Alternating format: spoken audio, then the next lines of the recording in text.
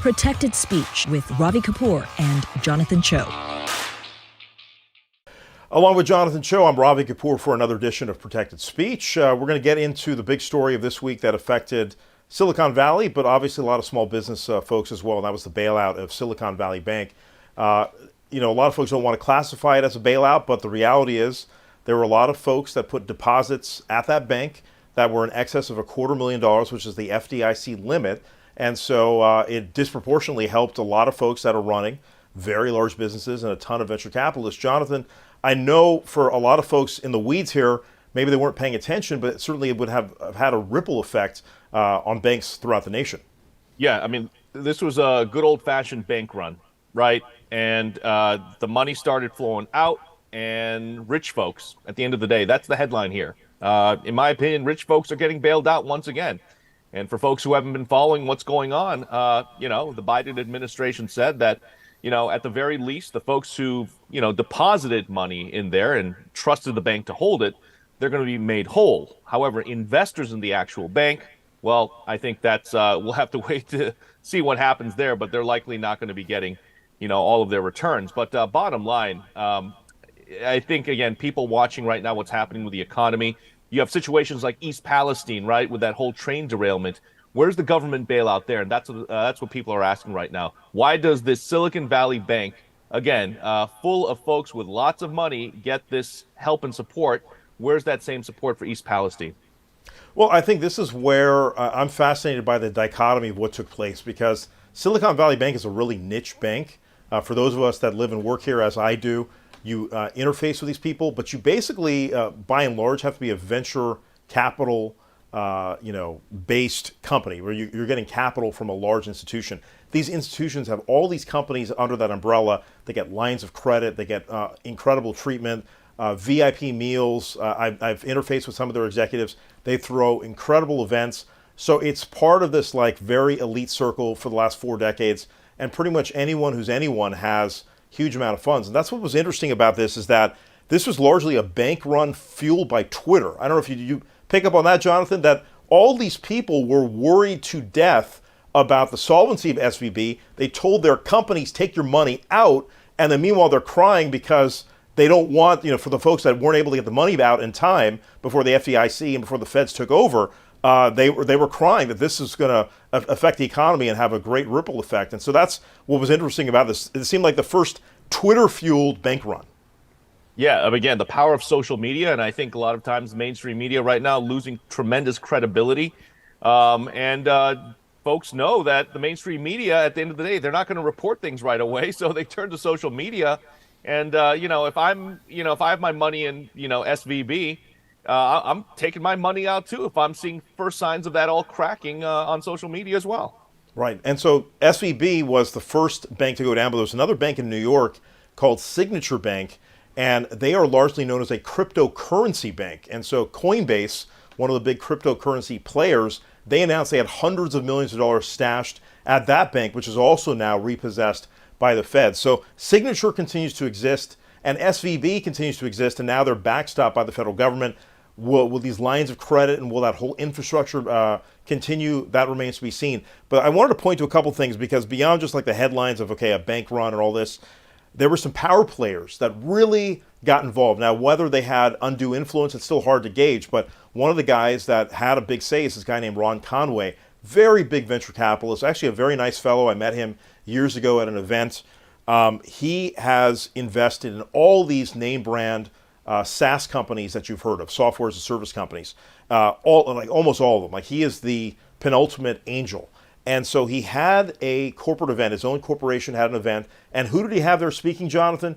None other than President Obama. So as this bank run situation happens, on Friday night, as this whole thing is unfolding, really over the weekend, Friday, Saturday, Sunday, Conway has dinner with Nancy Pelosi, who is also his representative in San Francisco, and President Obama. Of course, who knows what kind of interaction went back on Washington, but they did have a private Zoom with hundreds of members of Congress, as was reported by some of the folks that were in on the Zoom. So all of Congress was informed about the situation, and by Sunday, it was ostensibly resolved. But it shows kind of the power and the influence of Silicon Valley. And I guess you talk about government. you get the government you pay for. And so all these folks have obviously donated tons of money to Washington on the left and the right, and their influence certainly helped to have this outcome. Look, the average Joe Schmo just listening to you and others, they don't care. Because at the end of the day, they just see the unfairness. This is for the elites. It's for the rich. This is a failed business. At the end of the day, this is a bad business model. This never should have happened. And now they're getting a bailout. I don't really care. They'll figure it out. At the end of the day, when it comes to a crisis, the rich always get bailed out. They have connections to politicians, to influence, to power players, quote unquote, to the elites. They're not going to let this fail. At the end of the day, they have too much money involved. So, again, at the end of the day, I don't care. I'm focused on places like East Palestine, where you have the average person, the household, making what, $41,000 a year. They're right now going through all these different hoops. They're having to sue Norfolk Southern for that train derailment that left a whole bunch of toxic fumes and a mess to that community. That's a mess right now. So, again, I see, once again, the unfairness. So I don't really care about what happens to SVP. Right. And of course, the argument that they would make is, hey, they have all these small businesses that would create jobs, and there would be economic ripples and also other bank whatever. I'm already banks. seeing exposure to other banks as well now. This is totally unbelievable. The markets will let the markets, settle this. At the end of the day, they're all big boys and girls. They can figure it out. They've got lots of money at the end of the day. I don't care. Let's move on. Right. And I just will say this. The one point of contention I had with this is that everybody that's in business, as we are, there's a $250,000 limit. And these guys are making arguments that these bigger businesses have payrolls greater than that. Well, you can get insurances. You can have mechanisms to protect your funds in the bank. And so I thought some of these arguments were disingenuous, right? You give startup capital. This one bank was doing risky business. They got caught up with interest rates changing. Business. So it is. Some of these arguments were a little disingenuous, and so they should be called out for that. But there you go. I mean, that was obviously the second largest bank in the history of this country. Collapsing before our eyes within a matter of days. And that's, I think, the power of communication, right? All these Silicon Valley guys said, hey, this bank is vulnerable. Take your funds out. And we got this total collapse. And guess what? In that case, I would have listened to smart money on social media. So there you go. And that's what people did. All right. Another big story we've been following for really the last couple of years is the new ambassador to India, Eric Garcetti. He just got confirmed by the Senate. But he had been held up for a couple of years. Garcetti was the mayor of Los Angeles. Had kind of mixed results as a mayor. I know my personal interaction, Jonathan, I tried to do a sit-down interview with him a few years ago before I kind of got wind that he was looking at India. I don't know how these rumors get started, but he was looking at that. And his comms people, I think of all the people I've talked to, he did not want to talk to me. And I've looked back now in the archives, and one of the things, and I want to play a clip for you. This is during his Senate confirmation hearing. This is well over a year ago. But I want you to listen to the words that Eric Garcetti used, and then I'll get your take on the other side. Mayor Garcetti, I want to talk a little bit about India, if I might. India was just downgraded from the annual report by Freedom House from free to partly free. They recently enacted a Citizenship Amendment Act that is very much aimed against the Muslim population within India. So the same question to you. If you could be a little more specific, India is an incredibly important strategic partner of the United States, but the human rights records there are certainly anything but the way we would like to see them. So how do you balance our need to work with India as a strategic partner, but making advancements on behalf of human rights? Well, thank you very much, Senator. There's no question that the U.S.-India relationship should be underpinned by our common commitment to democracy, to human rights, and to civil society. It's enshrined in our constitutions, the oldest democracy in the world and the largest democracy in the world. And human rights and defense of democracy is a pillar of our foreign policy. But to answer specifically, if confirmed, I will actively raise these issues. I'll raise them with humility. It's a two-way street on these. But I intend to engage directly with civil society. There are groups that are actively fighting for the human rights of people on the ground in India that will get direct engagement from me. We know that democracies are complicated. We can look at our own and at India's, but it's a cornerstone of our shared values. And I just want to say, for me, these will not be afterthoughts. My master's degree is in human rights and international law. I've fought for human rights on 4 different continents, and it'll be a core part of what I will pursue with my Indian counterparts if confirmed. I believe the Citizenship Amendment was passed just recently. The way it looks like it's going to be implemented, it will be very discriminatory against the Muslim population, which is very, very large. So do we have your commitment that you will be a voice in regards to any discrimination against minority groups such as the Muslim population within India? Absolutely, Mr. Cardin. Thank you, Senator. And I would not only just bring it up, but it would not be something at the end as an obligation. It will be a core piece of what I'll be engaging my Indian counterparts have confirmed with. So as you just heard, Garcetti goes into what he plans to do as ambassador now that he's finally been confirmed. Now, keep in mind, he got held up by other Democrats. Again, he was appointed by Biden. They finally got a 52-42 vote. There was a whole bunch of abstentions.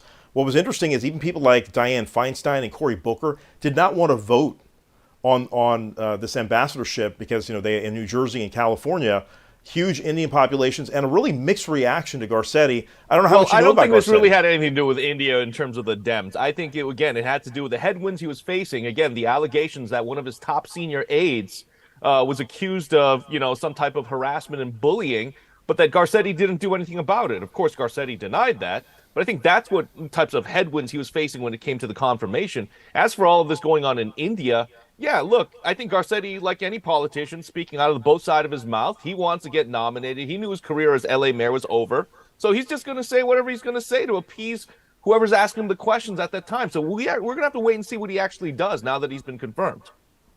So, yeah, Garcetti's going to have folks watching him like a hawk. I mean, certainly all the business groups that we follow that do a lot of U.S.-India stuff, they were in other words, niceties. The Hindu groups, because I think the Muslims obviously want an advocate like Garcetti who says he's going to advocate for the Muslim communities or other minority religious groups in India.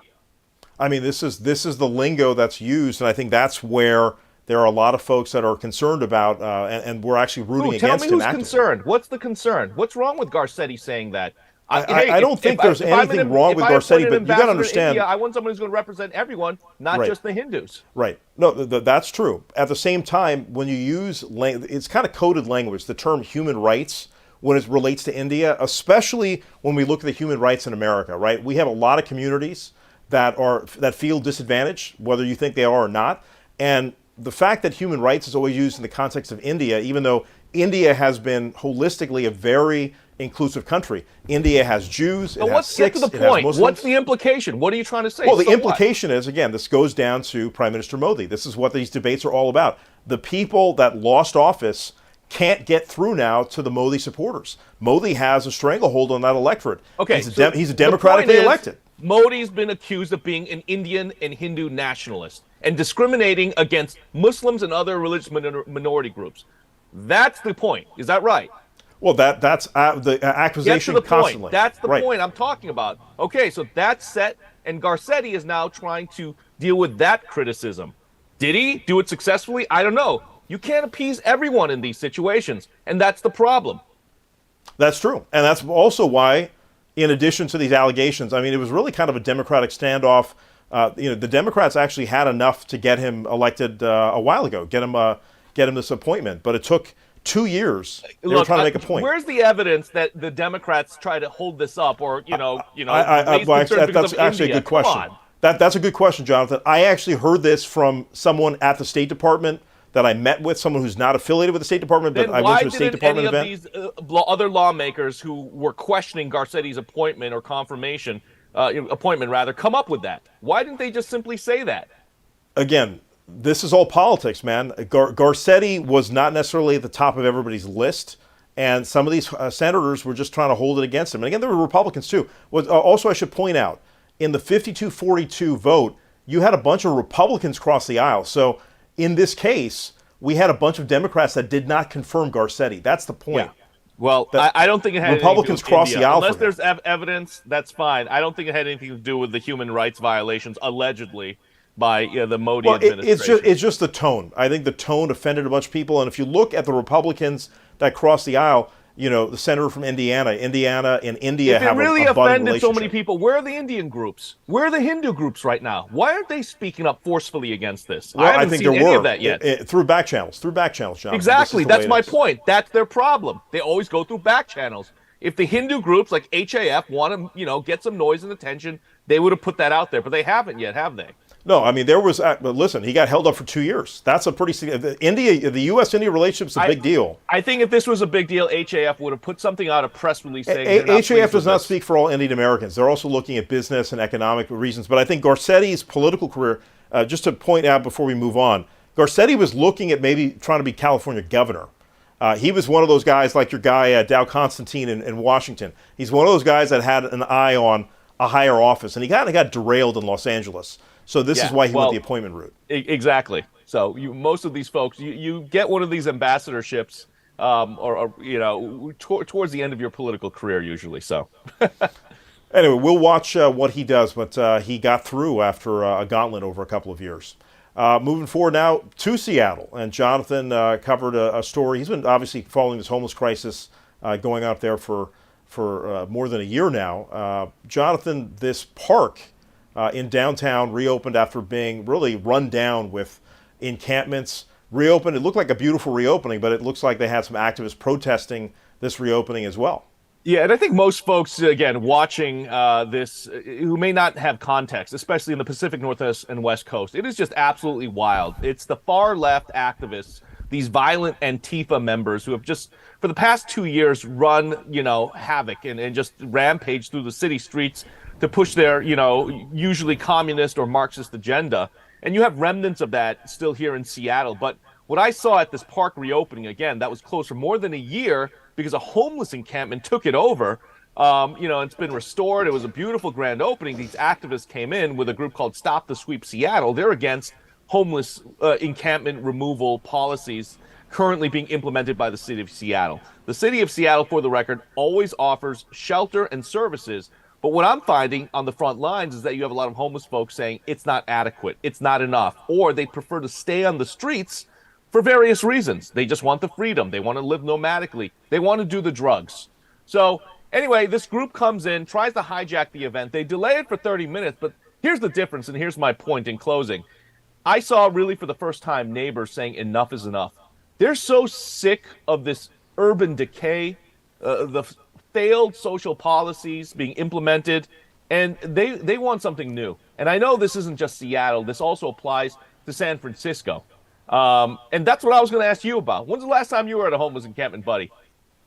I mean, dude, I live in the Bay Area. I was in San Francisco yesterday.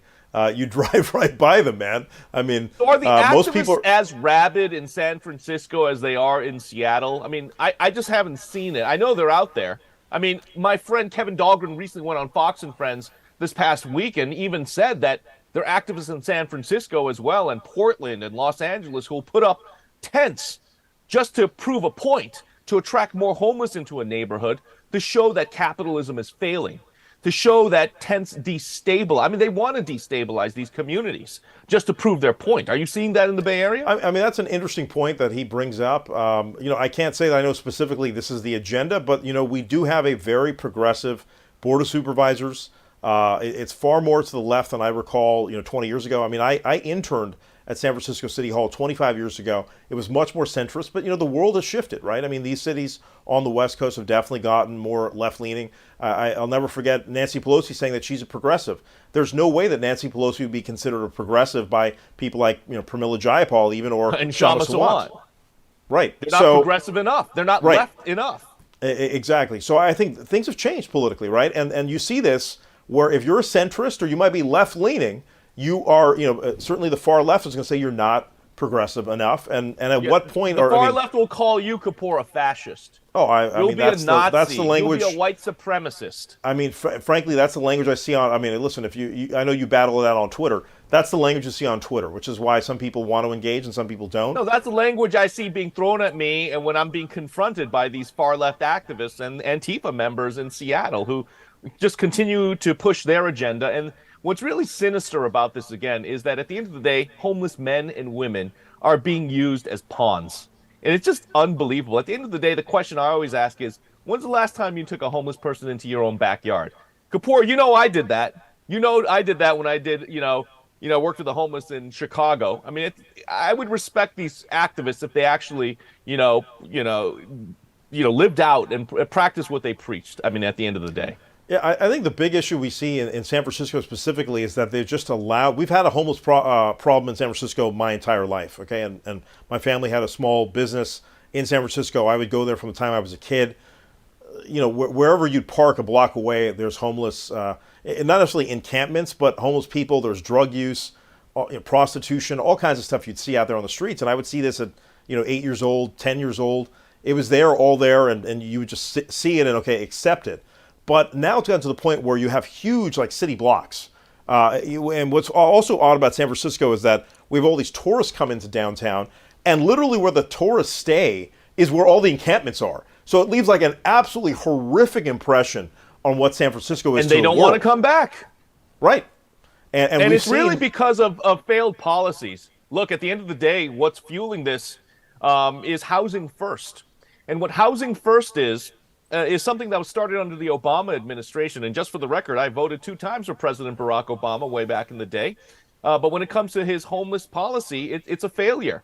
And he said this year, 2023, he made this call roughly 10 years ago, homelessness across the nation would be eradicated and it would be gone. What I'm seeing, the numbers show it's getting worse, especially in these cities in the Pacific Northwest and the West Coast. Housing First is basically a failed policy that says give homeless people apartments, studios, not shelters, but apartments and studios so you stabilize them.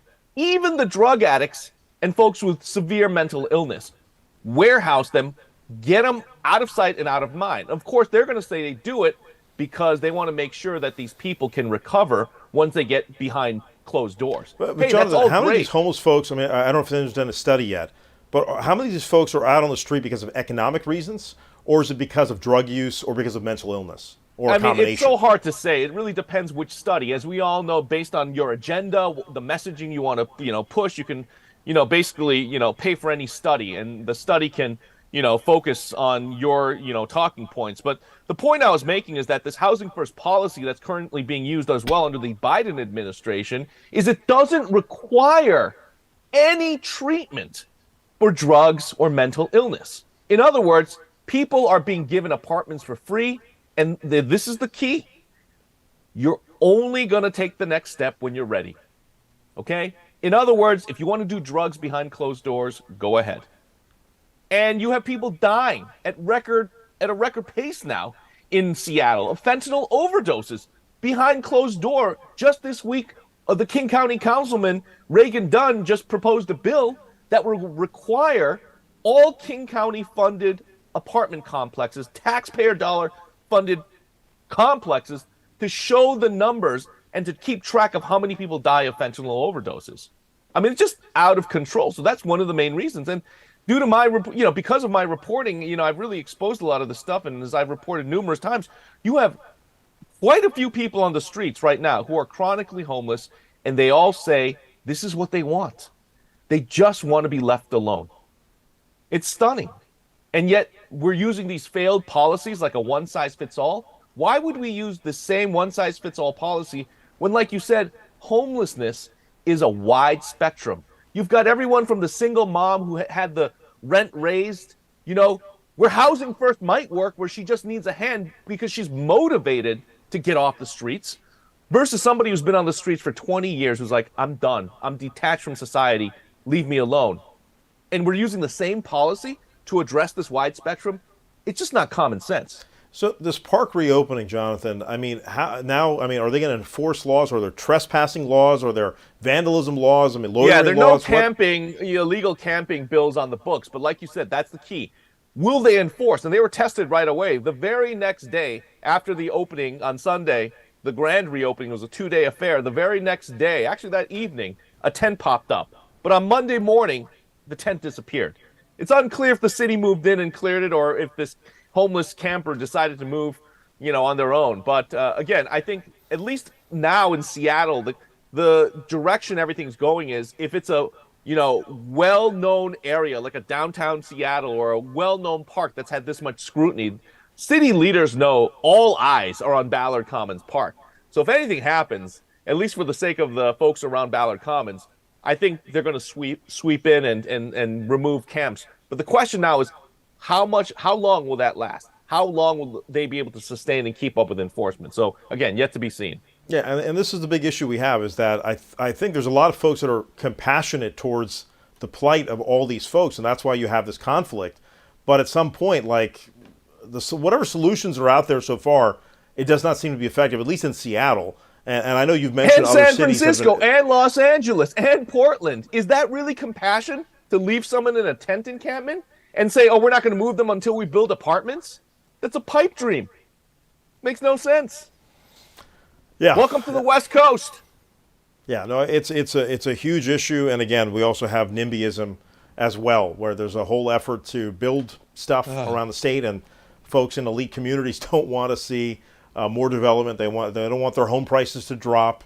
It's this dichotomy of all this cheap money that got pumped into the economy the last decade as well, and some people got their hands out big time about the PPP loans and things of that nature, and some people got completely left behind. And our producer Carrie's asking, "What should we do about it?" Hey, Carrie, if I knew the answer, I wouldn't be a journalist. Okay, nobody has.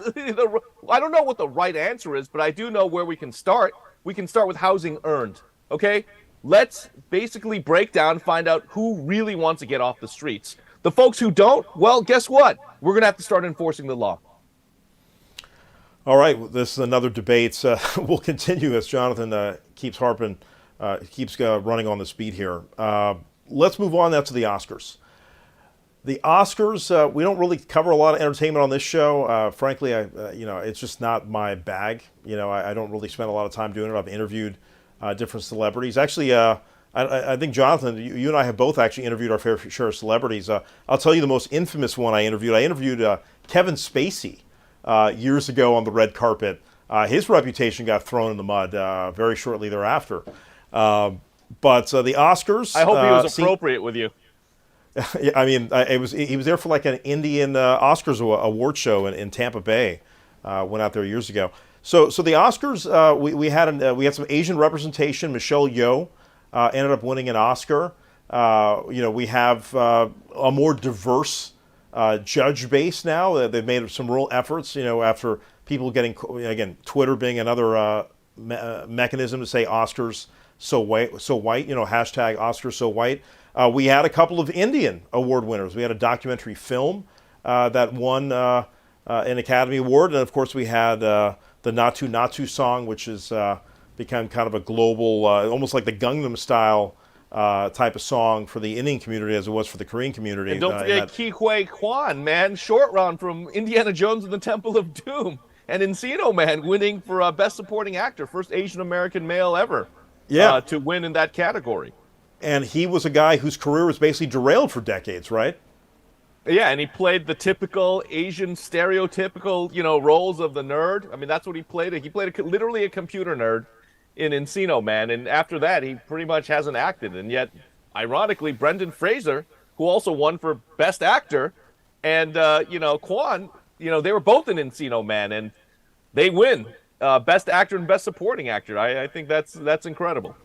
Yeah, so I mean, this debate rages on whether the Oscars have done enough to diversify their base, because a lot of folks globally were like, hey, this is kind of like a local show. It's like an LA-based, Hollywood-based show. It's not truly a global reflection of the film industry. And so you've seen some changes. You've seen some more foreign films get in the mix. But I think it was interesting seeing the criticism this year with Natu Natu, the RRR, Song of the Year. They had like a dance performance. And again, the song won the Oscar, but they had a bunch of dancers that were not South Asian, not Indian American. And there's only a few hundred of these kind of dancers doing this at a professional level. So there's a lot of criticism being levied to the Oscars, saying, "Hey, if you want to show true representation, make it an authentic version." Even though the dance, as portrayed in the movie, had a really diverse cast. Are you saying it's time to bring back the hashtag Oscar so white? Is that what you're saying? I'm just saying that this wasn't like one or two like activists mad. There was like a lot of folks pretty upset about this, which I thought was interesting, because in years past, I think especially in the Indian community, they were just happy, like, wow, we had someone that might be Indian, or we had Ben Kingsley, who I think might be part Indian. He won Gandhi, right? He won an award for Gandhi, and they were like, oh wow, Ben Kingsley. So like Indians were like looking for any kind of representation at all. But to see some mainstream, attention was a big deal. And of course, Deepika Padukone, who's like this big Bollywood actress, she actually introduced the song and dance number. But I'm fascinated to know the dichotomy of young people now speaking out, because previous generations, even when we were youngsters, we were just happy to see anyone that was diverse. Now there's enough diverse faces to say that to actually make a complaint. We still haven't seen the Oscars change that much, but it was interesting to see that kind of debate get out there in the ethos. Okay, so where do you stand on this debate? I mean, look, The Oscar folks if have you're brought gonna, on more Indians? If you're going to want to truly have a global representation, then you need to have the judges reflect society. You need to have the dance teams. You need to have the presenters. And frankly speaking, as someone who we actually try to go cover the Oscars this year, because we knew there were multiple Indian groups up for awards, we applied and they didn't give us access, which is strange. I mean, we get access to virtually everything. So it shows. I'm like, why isn't we're the largest Indian American network in the United States? We're the largest Asian American network in the United States. Why aren't we allowed on the red carpet to talk to some of these celebrities that obviously our audience wants to hear from? So you got iced out by the Oscars. It's just unbelievable. That hashtag, bring back Oscars so white. Once again, at the end of the day, it's fascinating. I don't want to get off on a tangent here, but the Oscars, can virtue signal all they want. They want to appoint, quote unquote, all these people of color on this board and that board. But, when it comes down to it, they drop the ball again. Right. And this goes back, we talked about Michelle Yeoh briefly. Michelle Yeoh, I think you brought up this tweet that NPR, you sent that to me earlier this week, where Michelle Yeoh was, in a tweet, she identifies as Asian. I mean, I don't know what that means in that context. I think it was not a well-written tweet, but it certainly got a backlash, because there have been other quote-unquote Asian Americans that have been nominated. It was great that Michelle actually took home the trophy, but it just seems that some of this stuff, I don't think the mainstream media or even a group that's as large as the Oscar committee, the Academy Awards, the folks that do this, maybe they don't realize how diverse the country is, and they're in their own silos. They don't really realize the bubble they're in. Yeah, I mean, let me just read the tweet here. NPR tweeted, quote, breaking, Michelle Yeoh wins the Oscar for Best Actress, making history as the first person who identifies as Asian to win the award. Twitter added context card later reading, the tweet is factually correct, but missing context to explain wording. Merle Oberon was the first Asian woman nominated for the Academy Award for Best Actress in 1935. Oberon hid her heritage to avoid discrimination. Michelle Yeoh, however, is open about her Asian heritage. So the reason why, hey, fine, that seems like a reasonable explanation. But the reason why this is a big deal is NPR should have known better as a news organization that is obviously leans liberal. I'm not accusing them of, not being fair and accurate in their reporting, but they should know the social climate we're in. And what I mean by that is, when you use words like identifies as for the right or for conservatives or folks who are just sick of being politically correct, that's charged language. That's like the woke, right? It's like, why do you even have to say that? Michelle Yeoh is obviously Asian American. And from my vantage point, it's like NPR, a majority white-run organization, will you at least let the Asian Americans have their moment without interfering with woke language, intended or not? Yeah, that's my take. And what's interesting is some people will say she's not Asian American because she's from Malaysia. Again, I don't want to get into the semantics of the whole thing, but it is ridiculous when you see this kind of stuff.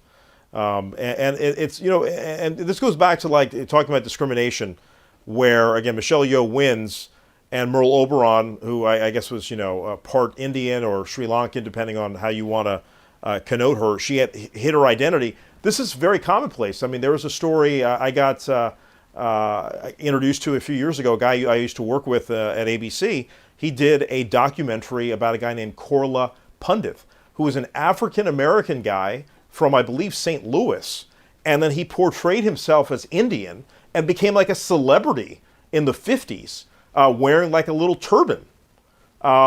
This is what people had to do back in the day to look different, to be unique, to get noticed, because maybe if he was just a regular black guy from St. Louis, they would have ignored him. I mean, this is what people have had to do historically, so I'm not surprised. To make it in Hollywood. Right. To make it in white-controlled Hollywood. I get it. But we're in 2023 now, and that's the point, okay? Like, look, it's obviously clear, Michelle Yeoh, you don't need to put the qualifier that she identifies as Asian. That's my point. Obviously, it led to a firestorm on Twitter. When I first read that, I was like, why? Why do we have to go down this road? It goes back to, again, the importance of language, right?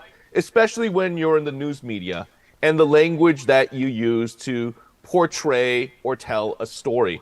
And I think if there is a lesson to be learned here, the still white-controlled media needs to understand that, having, people on staff who, again, know the political climate, the cultural context, again, use specific language that is, my opinion, not politically charged.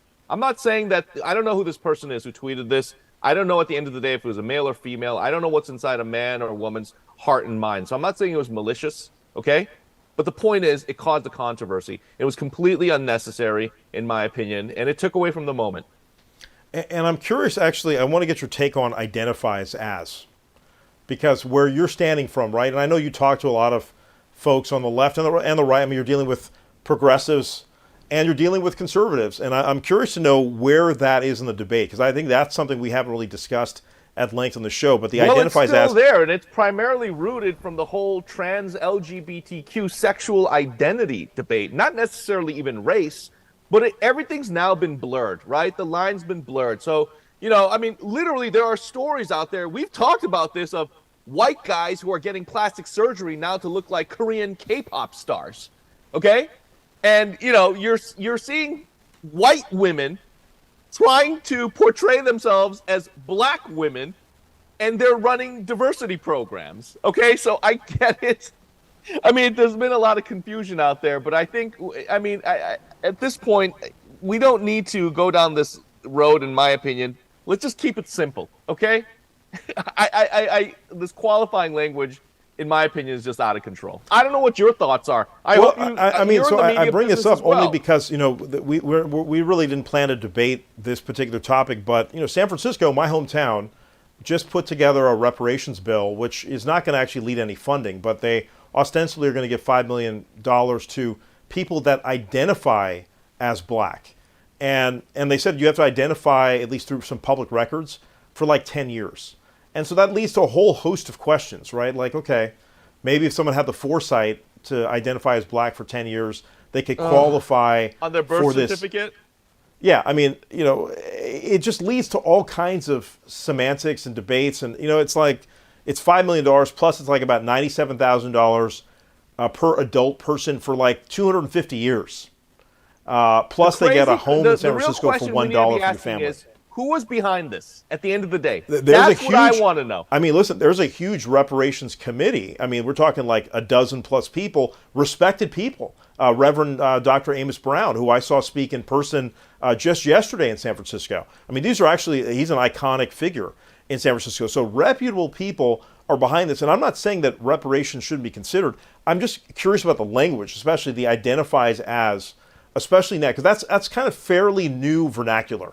Right, where we didn't have that. And again, it's language used by the wokes, it's used by the activists, and it's used by these left-leaning academics at the end of the day. And they're trying to impose it on American culture, and they've done it for decades.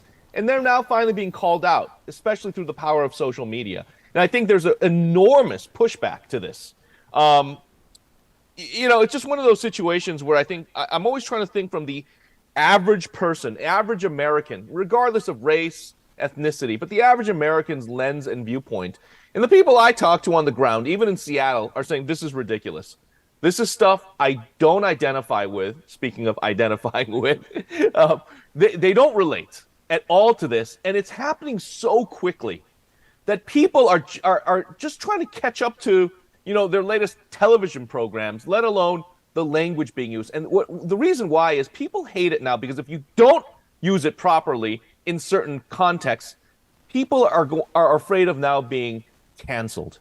It's this insane cancel culture. So if I don't use this proper language that some woke academic told me to use, I'm politically incorrect? Okay, fine. I guess I'm politically incorrect. I think people are just so tired of the media and academia telling us what language we need to use and essentially how to behave in America.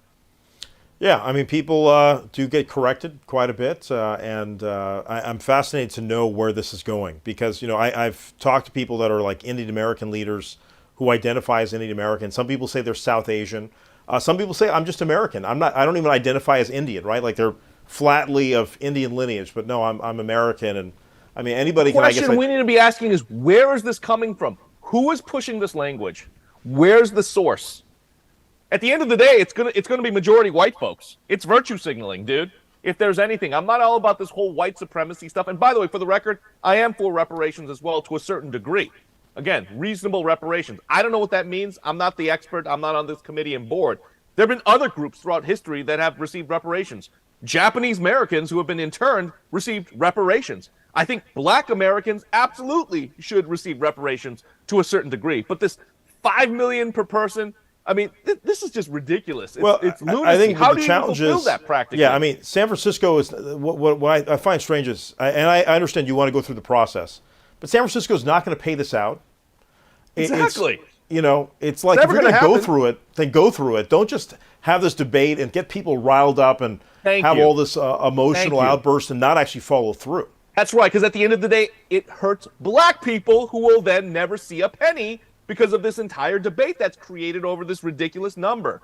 That's exactly where I stand as well. If we're going to do it, let's do it, but let's do it in a reasonable way, not this insane, $5 million per person with, qualifying language or identifies as, as a requirement. I don't know, man. And I think there is a movement that's due in the state of California. And obviously most of the really heinous stuff, again, not to say the bad stuff didn't happen in California back in the day, but certainly in the South, a lot of these states aren't even considering a bill like this. And that's where I think I'd be really interested to see if the federal government steps in or some of these states where there was really heinous activity going on. But Yeah, again, well, another debate for another day. Yeah, and again, I think, reparations to a certain degree are extremely important.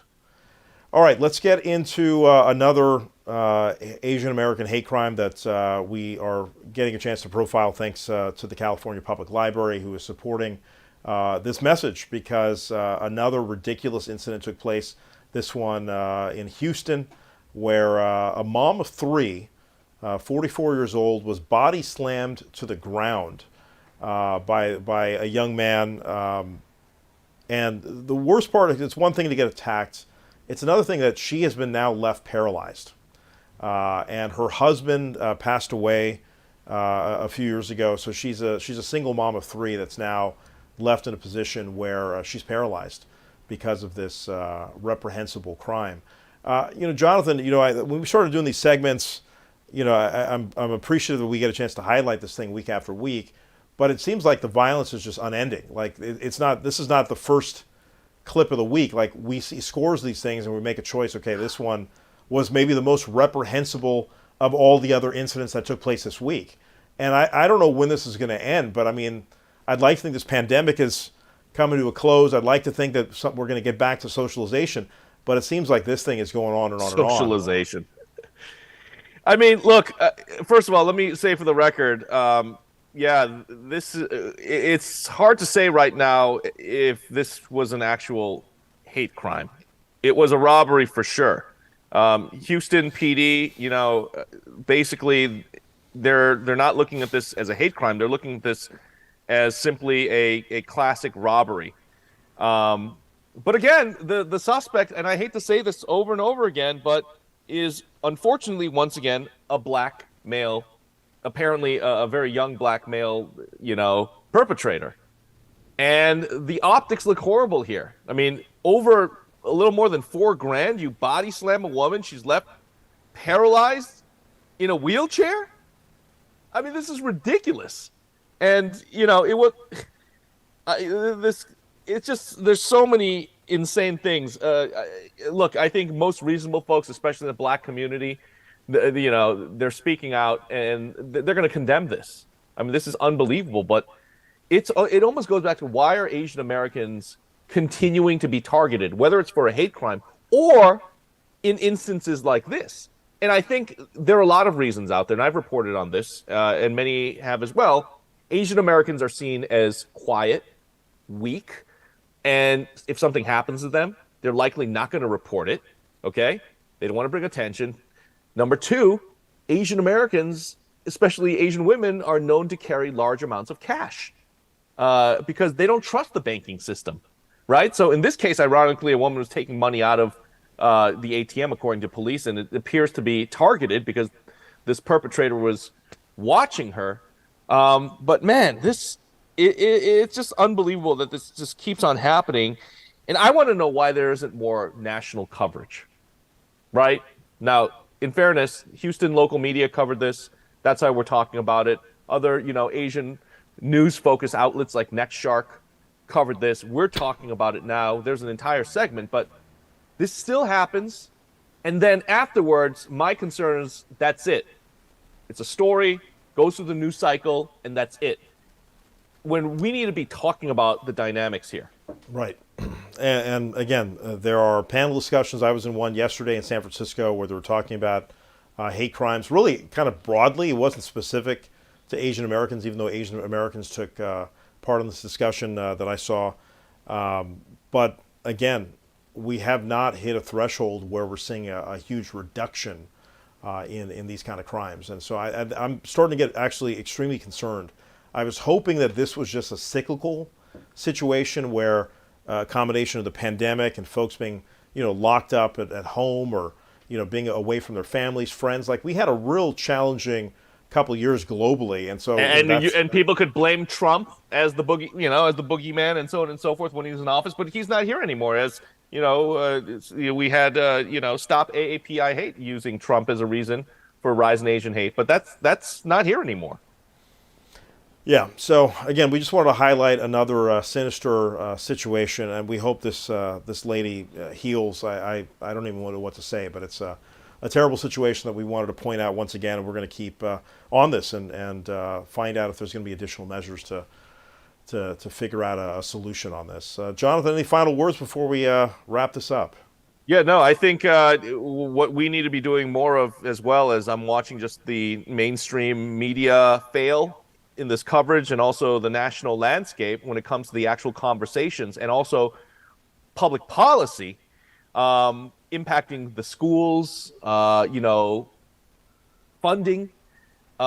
Asian Americans continue to be targeted. And if we're not reporting this stuff, if we're not holding even our public officials accountable for not focusing more on what's happening with ongoing Asian hate, no one else will. So we got to just keep on shining a spotlight on this. Right. Well, there's not enough guys like you and I in the quote-unquote mainstream media any longer. That's the issue in terms of why this is not getting highlighted. I think that's why we need to go alternative media. So yeah, that's what we're here for. For Jonathan Choe, I'm Ravi Kapur. We'll see you again next time here on Protected Speech.